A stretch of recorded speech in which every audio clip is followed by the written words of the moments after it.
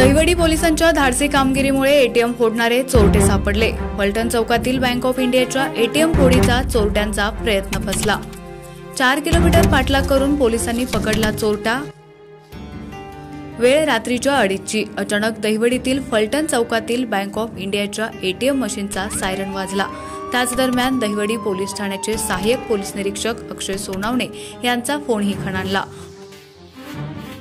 फोनवरून माहिती ऐकून त्यांनी आपल्या सहकाऱ्यांसह फलटण चौकातील बँक ऑफ इंडियाच्या एटीएम मशीनकडे धाव घेतली। ते तिथे गेल्यावर पाहतात तर काय, चोरट्यांनी एटीएम मशीन खालून उचकटलं होतं। सायरनच्या आवाजामुळे चोरांनी तिथून पळ काढला होता। हा चोरीचा प्रकार बघून घटनास्थळाची सोनावणे यांनी आपल्या सहकाऱ्यांसह पाहणीही केली, मात्र त्या ठिकाणी त्यांना कोणीही व्यक्ती आढळली नाही।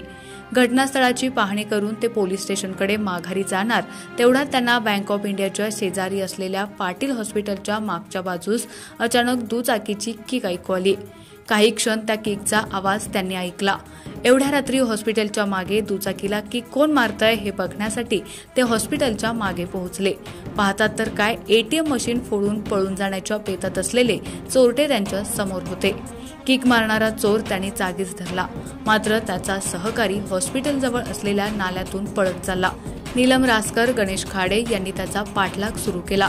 या दरम्यान तो 4 किलोमीटर अंतर धावत पिंगळी बुद्रुक गावच्या हद्दीत पळून गेला होता, मात्र पोलिसांनी देखील त्याचा पिच्छा पुरवत त्याला अखेर पकडलंच।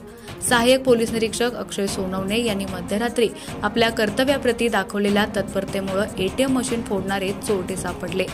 रात्री एटीएम मशीन चोरी करणाऱ्या चोरट्यांच्या मुसक्या आवळण्यामध्ये सहाय्यक पोलीस निरीक्षक अक्षय सोनवणे यांच्यासह पोलीस हवालदार बापू खांडेकर, पोलीस हवालदार तानाजी काळेल, पोलीस हवालदार सचिन वावरे, पोलीस नाईक स्वप्नील मामने, महिला पोलीस नाईक Neelam Raskar, police constable Ganesh Khade, police constable Vilas Hange यांनी महत्त्वपूर्ण भूमिका बजावली।